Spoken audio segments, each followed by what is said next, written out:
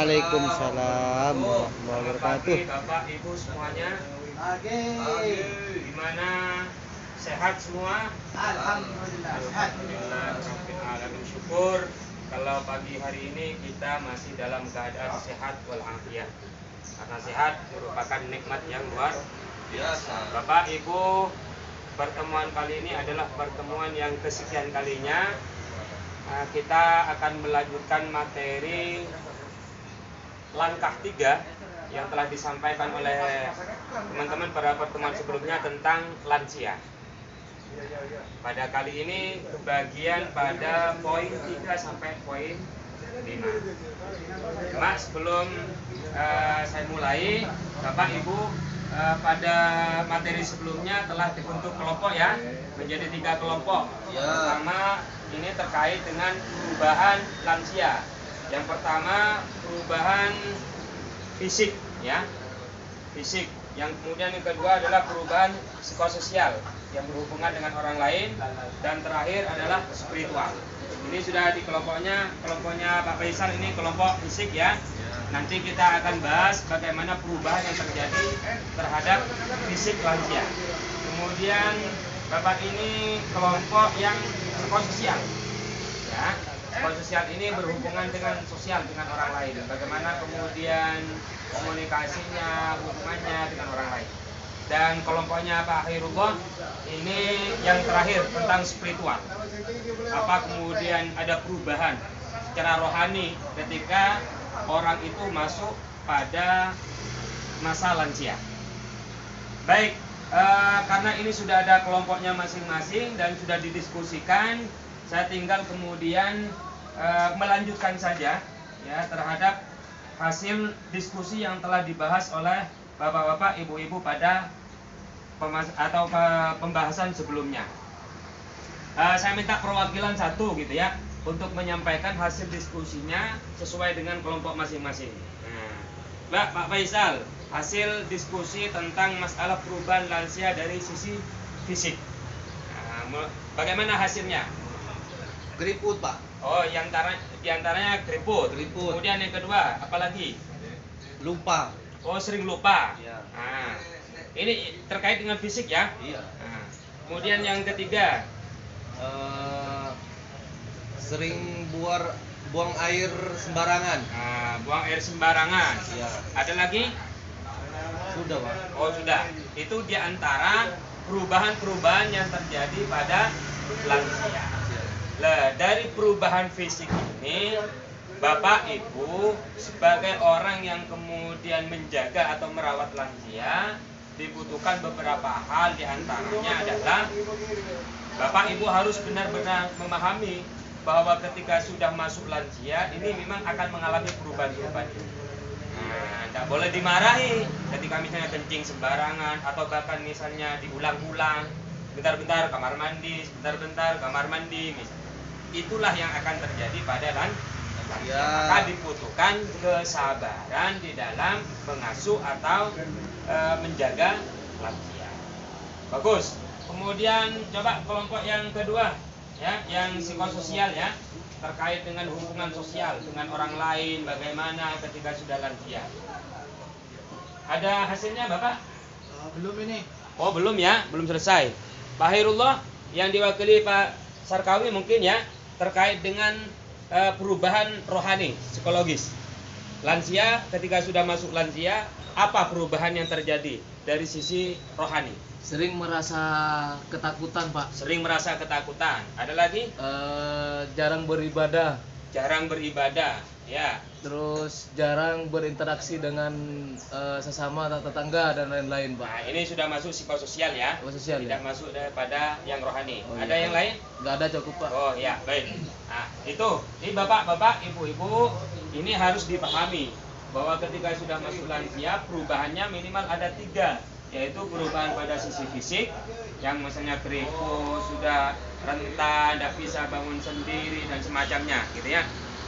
Yang kedua, perubahan secara psikososial tadi. Kemudian ini yang ketiga, perubahan secara psikologis atau rohani. Di antaranya misalnya sering ada perasaan rasa takut, ya, rasa was-was, sering lupa misalnya masuk di situ ya, lupa ibadah, lupa dan semacamnya, bahkan lupa makan gitu ya.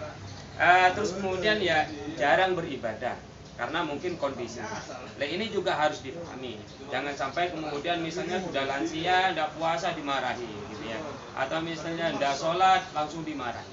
Tapi harus dipahami. Gitu ya Bapak-bapak, Ibu-ibu. Nah, kelompok yang terakhir ini sudah dapat? Oh, sudah dapat, Pak. Oh, oke. Apa saja kira-kira perubahan secara psikososial? Sering murung. Sering murung diantaranya, tidak mau bergaul dengan orang lain. Ya. Kadang sama tetangga enggak enak, Pak. Sama tetangga merasa tidak enak karena takut merepotkan dan semacamnya Iya, misalnya. Nah, ada yang lain? Itu dulu, Pak. Oh ya, ada dua. Nah, ini juga penting ini, terutama terkait dengan persoalan bagaimana hubungan dengan orang lain ataupun tetangga, gitu ya. Ini karena ini ada perasaan tersendiri, memang kondisinya berbeda untuk lansia.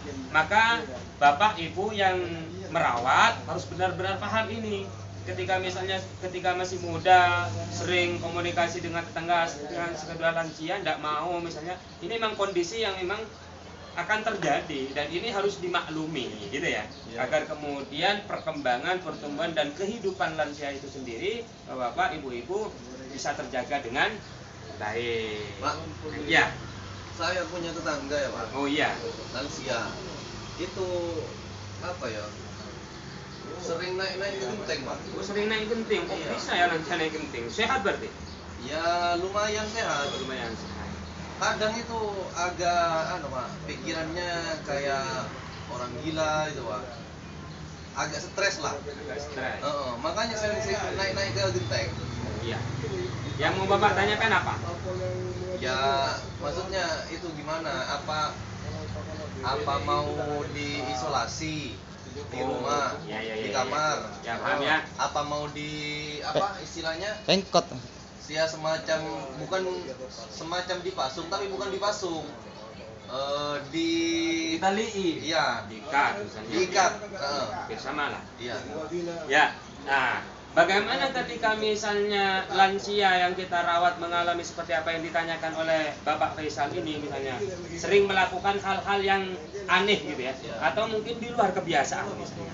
Nah, ini juga bagian dari perubahan yang akan terjadi pada diri lansia. Ya, tentu kita harus melakukan apa istilahnya, pendekatan yang positif gitu ya. Jangan langsung kemudian dimarahi atau bahkan misalnya diikat. Jangan. Kita kasih tahu pelan-pelan bahwa itu membahayakan, atau bahkan jangan beri kesempatan ya untuk misalnya berada di area yang bisa dinaiki gitu ya. Anak mungkin kan lompat gitu ya. Pasti ada tangga yang bisa dilewati untuk tangganya dibuang ya misalnya gitu. Nah, ini diantaranya. Yang kedua, salah satunya ini terkait dengan masalah, ini adalah ketentuan dari Yang Maha Kuasa. Maka tentu kita harus sering berdoa dan meminta agar lansia yang kita rawat atau bahkan orang tua kita ini ya tidak menyusahkan orang lain kalau terjadi seperti itu. Mungkin ada yang lain? Ada, Pak. Ya, silakan. Ini mungkin yang terakhir ya. Oh ya. Ya. Tetangga saya itu kadang suka marah-marah itu, Pak. Oh iya. Dikit-dikit kadang marah. Tapi umurnya belum 60, Pak. Oh, Belum 70 maksudnya. tidak masuk lansia berarti Apakah ya? itu mau ciri-ciri mau lansia, Pak? Nah, gini ya.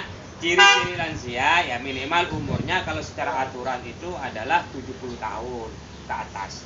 Tetapi kemudian di program PKH ada yang 60 ke atas untuk mendapatkan bantuan. Jadi tidak ada kemudian ciri-ciri mau masuk lansia misalnya, tidak ada.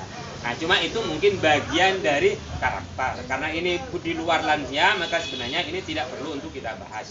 Tapi mudah-mudahan kita bisa memahami juga bahwa karakter orang lain memang bermacam. Ini tidak perlu dilayani misalnya gitu ya. Ya Pak. Sudah ya, cukup ya. Cukup. Nah, baik Bapak Ibu-ibu, mudah-mudahan kita pertemuan kali ini, materi kali ini membawa manfaat sehingga kemudian misalnya kita yang merawat lansia, kita bisa merawat lansia sesuai dengan apa yang telah kita pelajari pada pertemuan kali ini. Kurang dan lebihnya mohon maaf. Kita akan jumpa pada pertemuan selanjutnya pada materi yang berbeda, kondisi yang berbeda, dan mungkin saja tempat yang berbeda. Tapi tetap dalam satu semangat bahwa kita akan lebih Baik, akhirnya Assalamualaikum warahmatullahi wabarakatuh. Waalaikumsalam warahmatullahi wabarakatuh.